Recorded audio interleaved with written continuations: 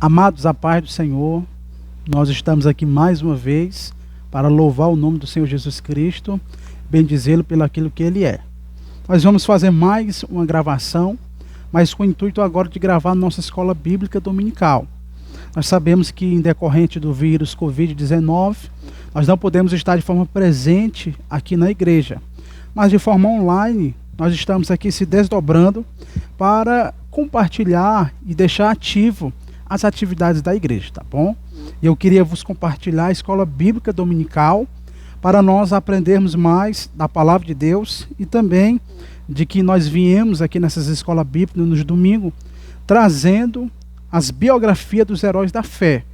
Nós já falamos de muitos autores maravilhosos: Martinho Lutero, Adoniran Judson, David Livingstone, e mais uma vez eu queria trazer sobre a história do nosso amado Adoniran Judson, tá bom? É bem notório nós falar que nós já ministramos sobre ele aqui na igreja, mas nós vamos trazer mais uma vez, pois a história do mesmo é uma história que nos traz realmente uma maior elevação, uma atenção por uma trajetória tão sofrida, mas ao mesmo tempo tão abençoada que esse grande missionário teve. E sempre, como os irmãos sabem, antes de trazer a biografia em si, eu gosto de forma antecipada, falar-lhes um texto da Bíblia e assim nós compartilharmos esse texto tão maravilhoso. Então, nós vamos ler aqui Filipenses 1:29, e os irmãos que tiverem uma Bíblia em casa, por favor, abram. Tiver aí também uma folha, juntamente com um lápis ou uma caneta para anotar, anote. São uma história maravilhosa que vai lhe ajudar a ter motivação, vai lhe ajudar a que você veja que existiam homens fiéis a Deus, cheios de experiências que podem nos ajudar na caminhada, tá bom? Eu queria ler Filipenses 1:29, depois nós vamos fazer uma breve oração e nós vamos compartilhar, tá bom? Filipenses 1:29 diz assim: porque a vós vos foi concedido em relação a Cristo não somente crer nele, como também padecer por ele. Tá bom? Amém? Somente esse versículo, Filipenses 1:29. Curva a sua cabeça, vamos fazer uma breve oração para nós ter mais a bênção de Deus aprovada em nós, tá bom? Vamos orar. Senhor nosso Deus e nosso Pai, nós estamos aqui, ó Pai, para te agradecer por todas as coisas, ó Senhor, que tem acontecido, tanto de forma positiva como de forma negativa. Viemos aqui, ó Pai, por meio dessa rede de comunicação, aprender mais da Tua Palavra e assim, ó Pai, criar em nós um fundamento sólido que advém das Escrituras e viver, ó Pai, de forma da Tua vontade e do Teu agrado, ó Pai. Abençoa, Senhor, os alunos da escola, abençoa os professores, que o Senhor venha realmente, ó Pai, trazer um ensinamento mais edificante, pois a Tua Palavra diz em João 14:26, que é o Espírito Santo que vos ensinará todas as coisas, e fazendo lembrar aquilo que o próprio Cristo disse. Então, Pai, abençoa, Senhor. Abençoa em nome de Jesus. Amém. Meus irmãos, como os irmãos estão inteirados da situação, nós vamos falar aqui sobre Adoniran Judson. Os irmãos podem perceber que nós estamos aqui num ambiente maravilhoso e nós tentamos aqui de forma ou de outra trazer um ambiente educacional. Temos aqui a nossa lousa, como todo domingo que nós usa, né? E assim nós vamos continuar. Filipenses 1:29 diz: a vós foi concedido em relação a Cristo, não somente crer nele, como também padecer por ele. Por que eu escolhi esse texto?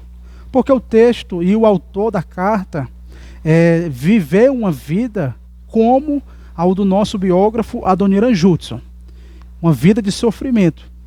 E já que ele teve uma vida tão sofrida, mas ao mesmo tempo tão vitoriosa, como o apóstolo Paulo também, eu queria fazer essa junção para que os irmãos tivessem uma noção do que o sofrimento simboliza para os cristãos. A carta de Filipenses é uma carta que apresenta as próprias experiências do apóstolo Paulo. A carta foi escrita quando Paulo estava preso, ali nos anos de 50 a 60 depois de Cristo, em Roma. Paulo, mesmo preso, demonstrou ser um homem que se regozijava no Senhor, demonstrou ser um homem que se alegrava, independente das circunstâncias, independente de estava preso, independente de estar livre, ele adorava a Deus e a sua alegria era plena. Nos anos 350 a.C., Crenídeas, a cidade passou a ser chamada Filipos, em homenagem a Filipe, o grande pai do Alexandre o Grande. Essa cidade é uma cidade abençoada, e o apóstolo Paulo, em Atos 16, quando acontece uma visão ali do varão da Macedônia, dizendo: passa a Macedônia e ajude-nos. O apóstolo Paulo deduziu que o Senhor o chamara para pregar o evangelho. E ele de impronto seguiu em obediência àquela visão, e ele realmente fez a vontade do Pai. O que nos chama a atenção naquele texto de Atos 16 é que o apóstolo ele tinha uma intenção e uma intuição de evangelizar a Ásia. Como bem sabemos, o Espírito Santo de Deus o impediu. Paulo, então, fica em Troade, mas logo o Espírito Santo o impulsiona para Filipos, onde ele vai ter algumas barreiras para plantar a igreja em Filipos. A primeira barreira que Paulo ele encontra é realmente uma jovem chamada Lídia. Deus abre o coração daquela mulher, e aquela mulher foi convertida ao cristianismo, e ela realmente se tornou uma cooperadora do reino de Deus. A segunda barreira foi uma jovem possessa. Ela tinha um espírito de adivinhação. O apóstolo Paulo, de impronto, espelha aquele espírito maligno da sua vida, e aquela jovem é liberta. E isso ocasiona uma perseguição ali civil contra a vida do apóstolo. O apóstolo é realmente espancado, sofre alguns detrimentos, mas mesmo depois de sofrer e sendo preso ali na carceragem de Filipos, Paulo fica preso naquele momento, e vem realmente uma situação inusitada. O carcereiro daquela cadeia estava realmente ali como se nada tivesse acontecido. O apóstolo Paulo, juntamente com Silas, começa a orar, começa a louvar, e um grande ato acontece naquele momento. Um grande terremoto sobreveio naquele lugar, os dois conseguem se libertar, e o ato dos presos fugirem causou no carcereiro um sentimento amargo, pois o mesmo estava em risco de morte por permitir que os fugitivos ali saíssem da cadeia. Quando ele pensa que Paulo e os demais fugiram, Paulo brada: nós não fugimos, nós estamos aqui. Então aquele carcereiro vai ter um encontro com Jesus Cristo naquele momento. Ele começa a dizer para Paulo o que é que eu tenho que fazer para ser salvo, qual é a maneira que eu tenho para receber essa salvação. E Paulo diz em Atos 16:31, crê no Senhor Jesus e será salvo tu e a tua casa. Aquele homem crê, o apóstolo Paulo vai até a sua casa, prega para a sua família, e naquele momento Paulo planta a igreja, aqui a igreja de Filipos, naquele exato momento. Mesmo com tanto sofrimento, e nessa primeira viagem missionária de Paulo, juntamente com Lucas, com Silas, tanto sofrimento, surgiu a grande bênção de Deus. Surgiu uma igreja plantada, surgiu uma igreja abençoada. E Paulo plantou aquela igreja de forma maravilhosa, e mesmo em meio à luta, ele conseguiu plantar aquela igreja. Paulo agora vai escrever para essa igreja, principalmente em Filipenses capítulo 1, versículo 6, dizendo que a obra que Deus começou naquela igreja, ele vai aperfeiçoar, e ele vai trazer um currículo individual da sua vida, no capítulo 1, para motivar os irmãos a continuarem na jornada. E o que nos chama a atenção é que Paulo vai nomear no seu currículo as suas experiências próprias. No capítulo 1 e versículo 12, ele diz: irmãos, quero que saibais que as coisas que me aconteceram contribuíram para maior proveito do evangelho. Ou seja, as coisas que aconteceram com ele, não com os outros, contribuíram para o crescimento, para o progresso do evangelho. Ou seja, Paulo está dizendo que as suas prisões, Paulo está dizendo que os seus apedrejamentos, tudo a labuta que ele sofreu, contribuiu, não para o crescimento do seu ego, não para o crescimento da sua fama, não para o crescimento do seu status, mas contribuiu para o crescimento do evangelho. Por quê? Porque aqueles que têm o evangelho como causa, eles sofrerão por ele, eles padecerão por ele, porque eles sabem que no decorrer das contas, a recompensa, no final, vai ser a coroa da justiça, vai ser a coroa da vida, e isso não vai ser em vão. Ele mesmo escreve em 1 Coríntios, capítulo 15, versículo 58, que os irmãos tinham que ser abundantes e constante na obra do Senhor, sabendo que essa obra, ela não é vã no Senhor. Então, Paulo aqui nomeia as suas experiências. E o que nos chama a atenção é que no versículo 29, acompanhe comigo, ele vai dizer, e é nesse assunto que eu queria trazer para os irmãos, porque a vós foi concedido em relação a Cristo, não somente crer nele. Parou aqui. A primeira coisa que nós temos que entender sobre o sofrimento é que o sofrimento não é uma visão maléfica para o cristão. A primeira coisa que eu entendo aqui nesse versículo é que a palavra no original, a vós foi concedido, é charizomai, que significa a vós foi dado um privilégio, livremente, um favor, uma graça para você. Então o sofrimento na visão de Deus, para mim e para você, ele é visto como um privilégio. O sofrimento vai fazer parte da nossa caminhada nos mínimos detalhes. Tanto o sofrimento de alta escala como de pequena escala faz parte daqueles que vivem em Cristo. Note bem que o sofrimento ele só vai ser notório naqueles que estão em Cristo. Muitas pessoas estão na igreja, mas não estão em Cristo. Elas não sofrem nenhum tipo de oposição, elas não sofrem nenhum tipo de perseguição, e isso revela que a sua vida ela não está em Cristo. Porque o apóstolo Paulo, quando escreve a segunda carta a Timóteo, em 2 Timóteo, ali no capítulo 3, versículo 12 em diante, ele vai dizer: todos aqueles que querem viver em Cristo piamente padecerão perseguições, sofrerão. O que nos chama a atenção é que muitas e muitas vezes a tua visão e a minha visão em relação ao sofrimento que advém dessa causa chamada evangelho, a nossa visão é errônea. Muitas vezes nós vemos o sofrimento como algo que acarreta por causa da desobediência. Muitas vezes vemos o sofrimento pelo advém do pecado, mas não, o sofrimento é uma dádiva de Deus, é também para nós um privilégio de Deus. Esse assunto é tão interessante, se nós formos olharmos hoje, muitas doutrinas surgiram, nós vamos perceber que o sofrimento ele tem sendo minimizado nas igrejas, tem sendo pregado de forma menos clara. As pessoas hoje vivem uma vida de abundância e esquece que Cristo disse que no mundo nós iremos ter aflições. E nós precisamos meditar nisso, por quê? Leia mais uma vez o versículo 29, ele diz: a vós foi concedido em relação a Cristo, não somente crer nele. Olha aí, não somente crer nele. Olha que coisa maravilhosa. O que o apóstolo Paulo, ele está dizendo? Nós não fomos chamados apenas para crer nele, para ter uma crença sem uma vida nele, para ter uma crença ortodoxa e não prática nele. Nós não fomos chamados para isso. Nós fomos chamados para crer e padecer por ele. Mas por quê? Porque primeiro, ele quando desce do céu, o próprio Cristo, ele sofreu por você, sofreu por mim, para que também ele não tão somente declara o amor por você em palavras, ele declarou o amor por você em atitudes. O apóstolo Paulo chega a dizer em Romanos 5:8 que Deus provou o seu amor enviando Cristo a morrer pelos nossos pecados, sendo nós ainda pecadores. Se o amor do Pai ele foi demonstrado numa expressão plena, por que os cristãos não querem demonstrar esse amor aceitando esse sofrimento, vivendo essa vida de aflição?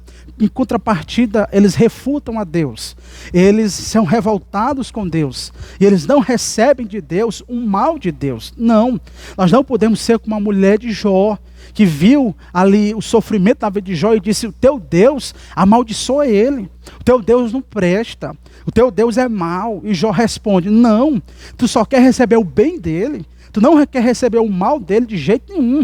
Nu eu saí e nu eu voltarei. Jó entende que o mal de Deus, dentro desse contexto, também é o bem para nós. E você precisa entender isso. Se você não entender, a sua vida não vai galgar outras dimensões no reino de Deus. Nós podemos observar que, desde o início, o sofrimento ele fez parte do povo de Deus.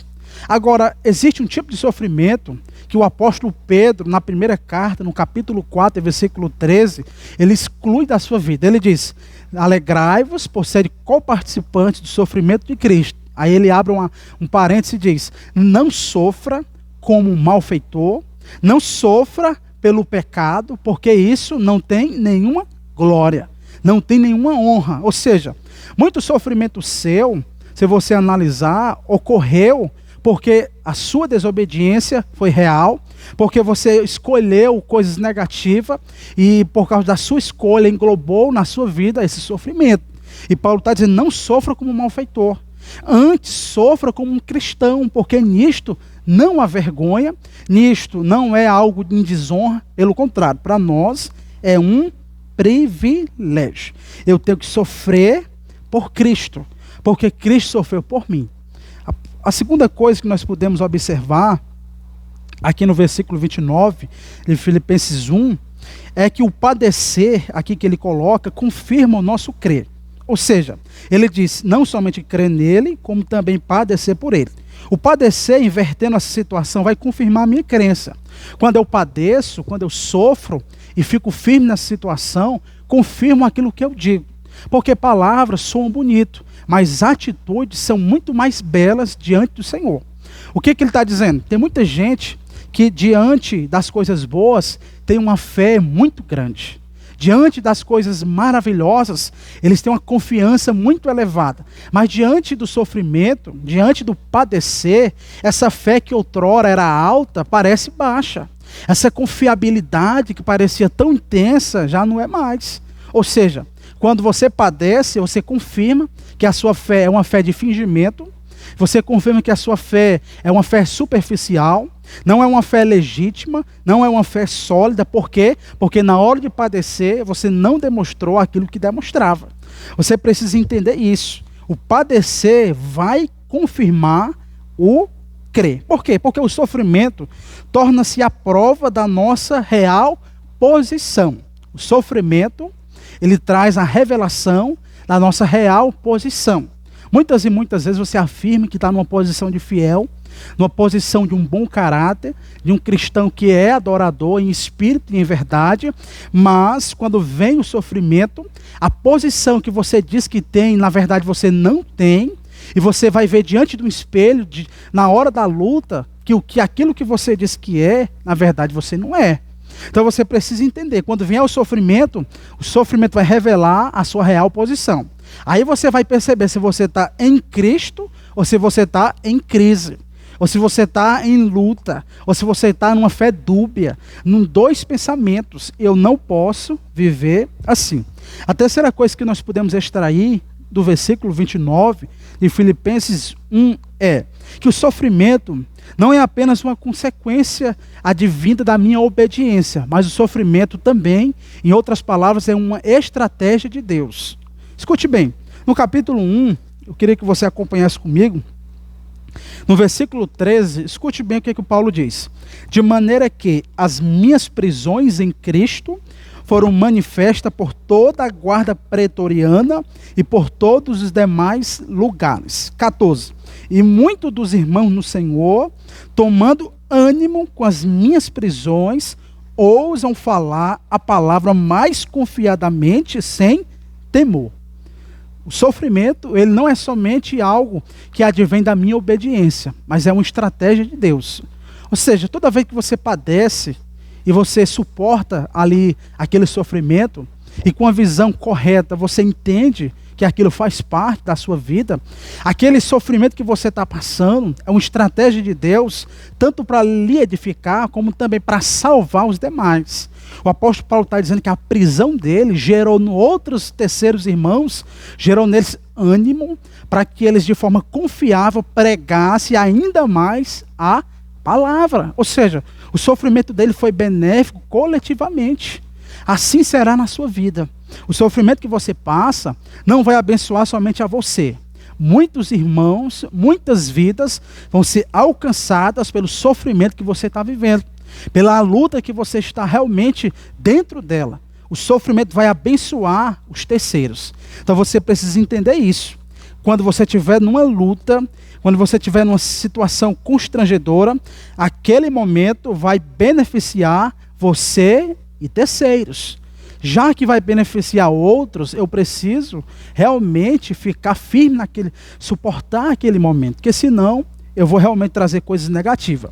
Nós podemos entender que o sofrimento é tanto uma estratégia de Deus, que até na vida de Cristo foi uma estratégia. Você parou para pensar por que Jesus sofreu? Por que Jesus foi tão humilhado? Foi tão vilipendiado? Foi tão chicoteado? Por quê? Porque ali era uma estratégia de Deus. Lá em Hebreus, no capítulo 3, ele vai mostrar, ali no capítulo 2 e capítulo 3, desse intermédio, que Cristo padeceu por nós, igual a nós, para que também nós tome como exemplo e também vença as tentações, vença as provações. Você imaginou um Salvador sem sofrimento?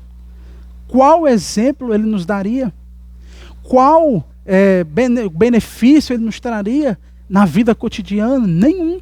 Foi por isso que Jesus padeceu, para mostrar para você que se ele venceu, você também pode vencer. Se ele conseguiu, você também pode conseguir.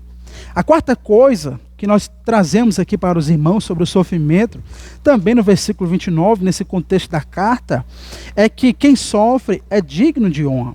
Nós podemos ver no decorrer da carta que o apóstolo Paulo, quando ele estava preso, essa igreja foi que mais ajudou ele financeiramente, mais prestou suporte, mais deu assistência. E quando essa igreja vai mandar uma assistência para Paulo, eles vão mandar por meio de quem? Epafrodito. E Epafrodito, quando vai levando esse recurso para o apóstolo São Paulo, ele vai padecer de uma enorme doença. E a nossa carta conta que quando ele padeceu essa doença, a Bíblia chega a dar ênfase a dizer que ele quase perdeu a sua vida. Quando ele volta para a igreja, Paulo recomenda: Epafrodito quase perdeu a sua vida, padeceu por nós, por isso recebei-o com honra. Por quê?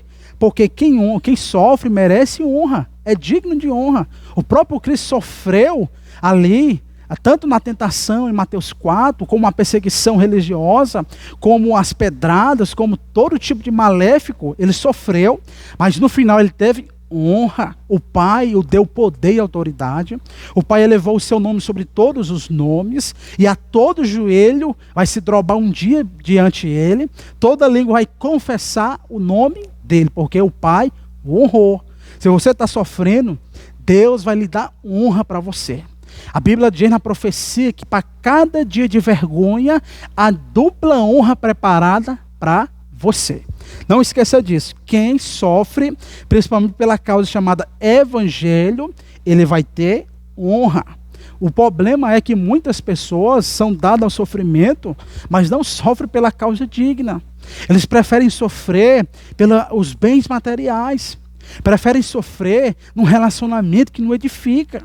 Preferem sofrer nas escolhas fúteis da vida e não sofrem pelo Evangelho. Só quem sofre pelo Evangelho também é que vai ter honra. Sofra pela obra de Deus e você será muito abençoado. Então, esse texto, para que encerrar com os irmãos, é um texto que nos ensina isso. O nosso apóstolo Paulo, ele orienta isso, que nós não somente temos que crer nele, como também padecer por ele. Isso aí, irmão, já exclui várias doutrinas que querem inibir o sofrimento da caminhada. Várias e várias. Não. Nós vamos sofrer sim, é bíblico sim, e é uma visão correta sim, tá bom? Então, meus amados, nós aqui compartilhamos essa palavra, e agora vamos adentrar a biografia do nosso amado Adoniran Judson. Eu queria que você tivesse uma atenção maior. Como o apóstolo Paulo, como exemplo, como Cristo, como exemplo de pessoas que sofreram, Adoniran Judson também foi um dos maiores pioneiros, missionários, mas foi um dos que mais sofreram na sua vida. A sua história é uma história que nos motiva, pois o mesmo padeceu, o mesmo sofreu, o mesmo, ele teve uma vida muito estreita, mas ele continuou a aceitar o chamado de Deus e também ganhou almas para o reino de Deus. A sua vida, eu quero dividir ela em 4 partes, tá bom? E a primeira parte da sua vida é a vida precoce que ele teve. Aos 3 anos de idade, ele aprende a ler, juntamente com a sua mãe, e em um ato de querer surpreender o pai, ele lê um capítulo todo da Bíblia Sagrada, de forma realmente decorada, e quando o pai vê aquela situação, aquele progresso daquela criança, aos 3 anos de idade, o pai se admira. O pai realmente fica perplexo, fica realmente de uma forma admirada. Por quê? Porque o menino aos 3 anos de idade já tinha começado a ler a Bíblia, um capítulo todo da Bíblia, e isso também define a sua vida precoce. Aos 16 anos de idade, ele vai ingressar na faculdade de Brown e 3 anos depois ele se gradua-se em primeiro lugar em 1807. Olha como a sua vida ela é precoce.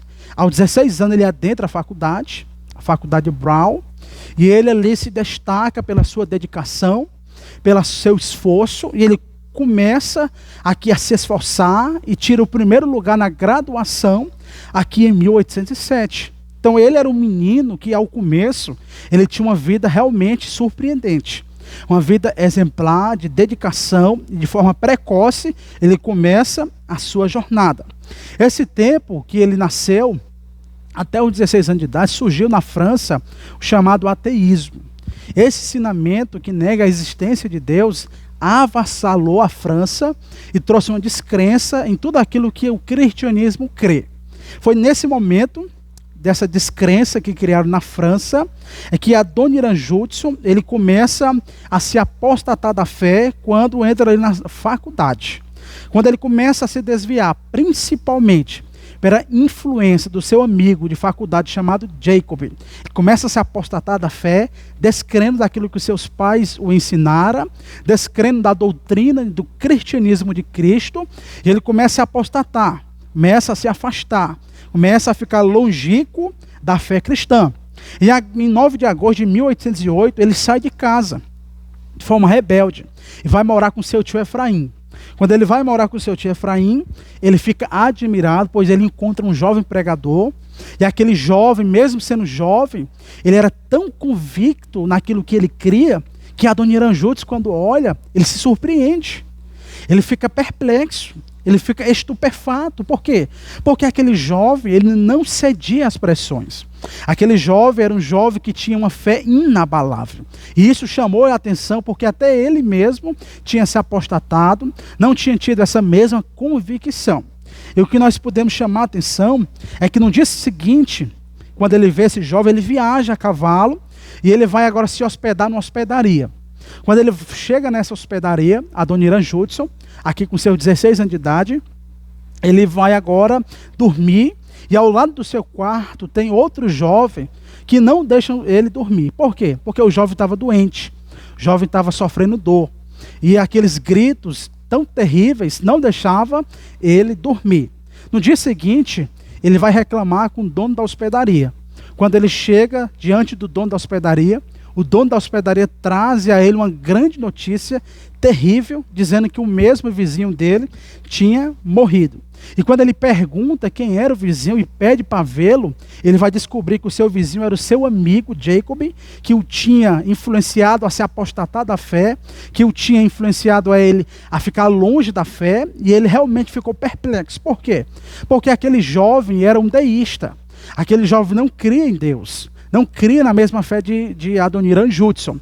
E isso foi tão forte, essa notícia da morte do seu amigo, que ele ficou tão perplexo, tão impactado, que foi nesse momento que ele começou a meditar na vida após a morte, a meditar no inferno, a meditar no céu, e ele começa a voltar o seu coração a se inclinar para Deus. Depois desse acontecimento, ele se dedica a Deus. Aquele acontecimento contribuiu para a sua conversão. E ele começa agora a se dedicar a Deus, começa a buscar o Senhor, começa a perseverar. E ele sempre dizia nos seus escritos: em tudo que faço, eu pergunto a Deus, eu estou te agradando? O que eu estou fazendo está te louvando? A minha motivação é verdadeira? Essa pergunta que ele fazia é algo que tem que viver na nossa realidade. Imagine que todas as suas decisões, todas as suas atitudes, se você perguntasse a Deus, Deus, é correto? Deus, tu aprova? Deus, a tua opinião é importante? Imagine só se a nossa vida fosse baseada nisso. Mas muitas vezes nós tomamos atitudes, não consultamos a Deus, nós não estamos nem aí para Deus, o que vale é o que nós pensamos, o que vale é a nossa racionalidade, o que vale é o que sabemos, o que vale é aquilo que cremos e não consultamos a Deus. Inibindo o fato de que Deus conhece o ontem, o hoje e o amanhã. E se o consultarmos, evitaremos erros que poderão ocasionar pelas minhas escolhas. Então, tudo o que você for fazer, consulte ao Senhor. Seja um curso, seja um emprego, seja uma esposa, seja um relacionamento, tudo consulte a Deus. Aprenda como Davi em 1 Samuel 30. Quando os amalequitas invadem Ziclague e saqueia tudo, em vez de Davi agir pela sua emoção, Davi levanta um altar e ele diz, Senhor, eu posso ir resgatar, eu posso ir lá tomar posse. E nessa consulta Deus diz, Davi, agora tu pode ir. Davi foi, restaurou-lhe tudo, e tudo Deus deu em bênção para ele. Por quê? Porque consultou ao Senhor. O nosso problema, irmãos, é que por não consultar a Deus, nós vamos ocasionar situações graves na nossa vida e até mesmo irreversíveis. Você pode ver que várias decisões suas no passado estão trazendo hoje uma colheita amarga para a sua vida. E por que você às vezes pensa que isso advém do diabo? Por que vocês às vezes pensam que isso advém do maligno e não pensa que tudo aquilo que o homem planta, um dia ele vai colher? Então a nossa vida é baseada nisso. Você precisa ter cuidado. Pense antes de falar, reflita antes de tomar alguma decisão, consulte ao Senhor. Porque existe um princípio na vida que você não pode esquecer. Você não pode reclamar daquilo que você permite. Se você permite como pai seu filho usar droga, você não pode reclamar. Se você permite como mãe a sua filha namorar de forma antecipada, você não pode reclamar. Não reclame daquilo que você permite. Ou seja, aqui ele começa agora a entrar na segunda fase da sua vida. A primeira, o seu estado precoce, e a segunda, a sua chamada missionária. Logo depois daqui, quando ele sai dessa hospedaria, a dona Irã Judson agora vai para uma floresta de cavalo. E foi nessa floresta que o Espírito Santo, o Senhor, ali, de forma solitária, ele estava lá naquela floresta, orando, com o coração arrasado, mas ao mesmo tempo querendo Deus. E foi nessa ação solitária que ele ouve a voz de Deus naquela floresta dizendo, ide por todo o mundo e pregai o Evangelho. Aquela experiência com Cristo foi tão forte, foi tão imensa a voz que ele recebeu de forma de ordenança, para ele ir por todo o mundo, que ele dizia agora, a partir de hoje eu vou obedecer essa ordem e vou pregar nos 4 cantos do mundo. Olha que coisa maravilhosa. Imagine só se todos os crentes obedecessem essa ordem. Será que o mundo já não teria sido evangelizado? Será que a comunidade que você mora já não teria sido evangelizada? Será que a família, os vizinhos, os compadrinhos, os familiares já não teria sido evangelizado? A atitude de obedecer à ordem vai gerar resultado, vai gerar fruto, vai gerar produtividade e expansão do reino de Deus. Sophia Miller, quando ela estava na região amazônica, e ela é uma mulher guerreira, evangelizando os curipacos e traduzindo o Novo Testamento para as tais línguas, um jornal cristão foi entrevistá-la um dia e perguntaram, mulher, como foi o teu chamado? E ela disse, que chamado? Eu não tive chamado, eu li uma ordem e obedeci. O servo fiel é aquele que obedece, o servo fiel é aquele que atenta para aquilo que o Senhor manda e obedece e exerce. Então ele agora decidiu obedecer. E ele reúne 4 colegas para orar, para Deus derramar um avivamento, para Deus sobrevier sobre eles esse poder. E foi nessa oração que ele definiu, juntamente com os 4 colegas, ir até os confins. Depois da época do chamado, vem a terceira fase da sua vida. Caminho doloroso, o sofrimento que ele tinha que passar para alcançar as almas. Eu queria intitular essa terceira fase de o caminho doloroso para alcançar os terceiros, tá bom? O caminho doloroso começa em 1808. Ele entra no seminário, E em 2 de dezembro, o fogo arde no seu coração por missões. Em 1810, ele se apresenta aos congressionalistas para o serviço missionário, onde ele conhece aqui a chamada Ana, a sua primeira esposa, que agora vai acompanhá-lo nessa obra. Quando ele conhece ela, ele vai escrever ao pai dela. Escute bem o que ele vai escrever ao pai dela. Agora pergunto ao Senhor, se consente que eu parta com a sua filha, o Senhor jamais irá ver ela mais, e se o Senhor consente que ela seja exposta ao perigo, ao sofrimento e até uma morte violenta, olha o que o genro vai perguntar ao sogro, de forma inusitada. Você concorda que eu parta com ela para a obra missionária, ela vai sofrer, ela vai padecer, você não vai ver mais ela, e aí, o senhor concorda? Primeiro eu queria fazer aqui a resposta dela. Ela, como mulher, disse, eu estou determinada a abrir mão de todos os meus confortos, parentes, para ir aonde Deus achar que é melhor o meu lugar. Ô mulher guerreira, viu, irmãos? Ela decidiu ir com ele, e o pai também permitiu a sua ida dela com a Adoniran Júlio. Entre o noivado e o casamento, ele faz uma viagem para Londres pedir apoio à sociedade missionária. Quando ele chega lá, ele é preso. Ele foi preso realmente, mas foi solto. Porque um homem de Filadélfia, em 18 de junho de 1811, conseguiu ajudar ele para ele se soltar. Ele chega em 7 de agosto agora nos Estados Unidos. E ele ali vai ficar lá por algum tempo. Quando ele fica aquele tempo lá, em 5 de fevereiro de 1812, ele vai partir para a Índia. E essa viagem foi uma viagem difícil, de barco, de navio, uma viagem dolorosa, que durou 114 dias no mar, ali no sofrimento grande. Mas, quando ele chega lá, na Índia, o que acontece? Ele sofre, ele apanha, e as pessoas que estavam lá colocaram ele para ir embora. Ele foi expulso da Índia. E quando ele é expulso da Índia, 17 meses depois, ele foi para a Birmânia, onde o seu ministério aqui agora foi avassalador, cresceu. Quando chega na Birmânia, ele vai logo evangelizar aquelas pessoas. Quando ele vai evangelizar na Birmânia, preste atenção, muito bem. Ele escreve um folheto com o tema Quem é Jesus? E ele começa a compartilhar aquele folheto. Começa a evangelizar, dá aqueles folhetos durante 11 meses ele evangelizando. Mas ninguém aceitou. Pelo contrário, todos rejeitaram o folheto, ninguém abriu o coração para Deus, e ele realmente se sentiu numa situação constrangedora. Durante 11 meses também ele esteve preso em Ava, e foi onde ele foi mais torturado. Ele passou 11 anos apanhando, 11 anos preso, e a sua esposa demonstrou um grande amor por ele.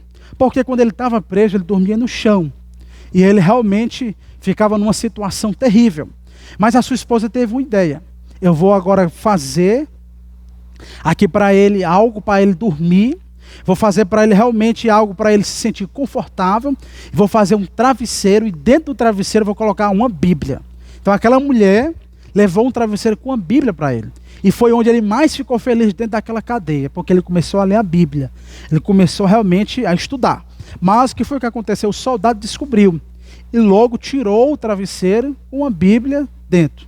Mas a sua esposa pegou todos os recursos que ela tinha financeiro e comprou o melhor travesseiro daquela época e trocou com o carcereiro. Eu te dou esse, devolve o do meu marido. E ali, mesmo embaixo de todo o sofrimento, sendo torturado, ele conseguiu realmente suportar aquela labuta, conseguiu suportar aquele momento, e ele realmente agora vai ser solto. Quando ele é solto, ele corre para casa para ver a sua esposa. Quando chega lá, ela está doente, e ele descobre que ela também está grávida com um filho. Quando ele chega lá, vê a esposa doente, antes de completar 14 anos, ela falece. Olha aí. E meses depois, a sua filha falece. Ou seja, a sua esposa agora morre, juntamente com seu filho, também agora morre. Olha o sofrimento de um homem de Deus. O cara chegou para evangelizar, apanhou, foi torturado. A história conta que ele era colocado dentro da cadeia de cabeça para baixo, e vermes eram colocados na sua cabeça para comer o couro cabeludo. Então era uma situação muito difícil, muito terrível, mas em nenhum momento ele praquejou ou se revoltou contra o seu Deus. Pelo contrário, isso fez ele realmente continuar. Ele passa 6 anos só trabalhando na tradução do Novo Testamento, da Bíblia Sagrada, e ele agora depois se casa com Sara, uma mulher viúva. E durante 11 anos eles geram 8 filhos, mas novamente ela fica doente. E ele precisa voltar para os Estados Unidos e ela morre em 2 de junho de 1846. Né? Ou seja, olha o caminho doloroso desse homem. Perde uma esposa, perde outra esposa, e agora tem 8 filhos aqui para ele, agora de uma forma realmente órfã, e ele continuou na obra de Deus. Mas ele vai conhecer uma terceira esposa chamada Emily, e eles vão voltar a Mianmar. Mas em 12 de abril de 1850 também acontece algo muito terrível, também morre. Mas agora ele também vai morrer. Quando ele morre em 1846, ele vai deixar um grande legado. Um homem que sofreu, um homem que padeceu, um homem que realmente teve muita tribulação, e ele deixou ali em Mianmar 63 igrejas, com 200 líderes ali na Birmânia. Né? Judson passou 18 anos na Birmânia, no sofrimento grande. Mas ele passou 10 anos pregando e ninguém se converteu. Ninguém aceitou Jesus. 10 anos insistentemente evangelizando. Depois passa 10 anos, quando chega no 13 ano, ele escuta que um senhor de idade se converteu. E ele vai visitar esse senhor. Ele pergunta, quem foi que lhe evangelizou? Quem é o outro missionário que apareceu aqui para evangelizá-lo e você aceitou? E o Senhor disse, não, ninguém me evangelizou. Eu apenas estava vasculhando a minha casa, olhei na minha gaveta e achei um folheto dizendo, quem é Jesus? Eu li, me converti e eu quero aprender mais da palavra. E ele começa um grande avivamento na Birmânia, porque Judson ele se anima. Porque o trabalho dele agora estava passando a dar resultado. O nosso problema é que muitas vezes nós vamos evangelizar uma vez e já queremos ver o fruto. Nós queremos fazer a obra de Deus uma vez e queremos ver o fruto. Ele passou 10 anos da sua vida pregando sem ninguém aceitar Jesus. Sabe por quê? Porque o processo aqui da colheita, ele não é imediato. Nenhum processo de colheita é imediato. Muitas colheitas vão demorar. A dele demorou, mas outro princípio, vai gerar, vai crescer a semente. Então ele deixou esse enorme legado, debaixo desse grande sofrimento, deixando 63 igrejas, 200 líderes, e hoje em Mianmar é fechado para o evangelho. Ocupa o número 18 no ranking de perseguição. Mas há mais de 2 milhões de crentes em Mianmar hoje. 2 milhões. Aí você pergunta como? A história conta, alguns missiólogos foram pesquisar por que existe crente lá, se lá é um país fechado. Quando eles foram interrogar os mais velhos daquela época, daquela cidade, o que eles descobriram? Eles perguntaram, por que você é crente? E a pessoa dizia, porque o meu bisavô, meu tataravô, meu sei que avô, ele evangelizou. Ele passou. E esse ensino foi passando de geração em geração. Por isso que até hoje o evangelho sobrevive. Por causa de quem? Por causa de Adoniran Judson. Ele perdeu mulher, perdeu filho, sofreu, foi torturado, mas pela obra do Senhor. Quando David Livingstone, ele passa 30 anos na África, e na hora da sua morte o perguntaram, valeu a pena esse sacrifício? 30 anos na África, de sofrimento, de luta, de labuta, perdeu esposa, filhos, valeu a pena esse sacrifício? E ele respondeu, não, eu não fiz sacrifício. Eu apenas paguei a primeira parcela da grande dívida que eu tenho com Deus. Sacrifício não é o meu, sacrifício é o de Jesus. Assim, irmãos, nós temos que ter esse pensamento. Você não paga o preço. O nosso país não tem nenhum tipo de perseguição. Você realmente, muitas vezes, se sente perseguido pelo simples fato de um irmão não olhar torto para você, mas isso não é perseguição.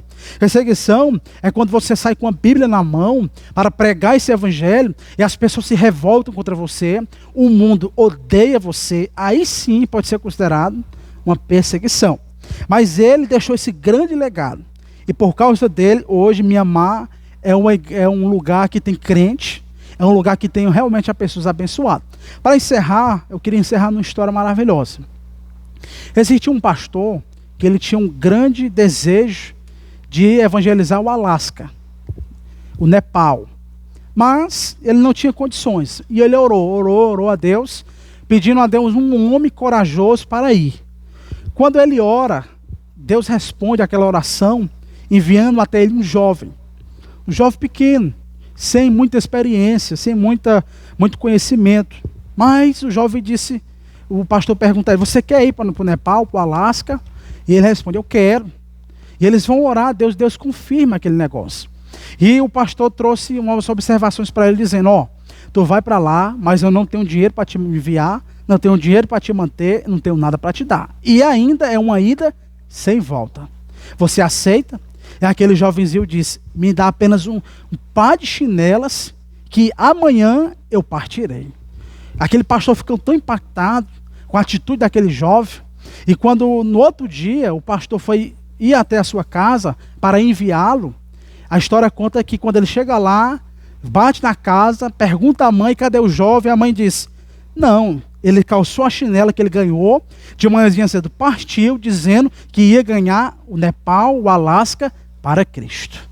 E hoje, por causa dele, 50% dos esquimós são crentes no Senhor Jesus Cristo, porque ele foi, mesmo morrendo, deixou um legado do Evangelho do Senhor Jesus Cristo. O que é que eu trago para você? Morra com um legado. Não viva uma vida infrutífera. Não viva uma vida sem dar frutos. Não viva uma vida sem ganhar nenhuma pessoa para Cristo. Sem levar ninguém para o céu. Porque quando eu não tenho desejo de levar ninguém para o céu, porque eu mesmo não estou indo para lá. Você precisa evangelizar. Mesmo em meu sofrimento, evangelize. Porque se você não evangeliza, você precisa ser evangelizado. Desperte a sua vocação. Vá para cima. E diante dessa biografia, se motive. Pense que o seu sofrimento não é o maior. Não. Muitas pessoas estão sofrendo mais pelo evangelho do que você. Muitas pessoas estão pagando o preço por você. Se sensibilize com essa causa e faça a obra de Deus. Tá bom? Então, essa aula, irmão, da Escola Bíblica, tá bom? Eu queria desejar para vocês a bênção de Deus, a paz do Senhor, e que Deus quiser, próximo domingo, nós já estaremos presencial aqui novamente, trazendo talvez a história do biógrafo Hudson Taylor, tá bom? Deus abençoe a sua vida, em nome de Jesus, a vitória é nossa, a AD Companheirismo agradece.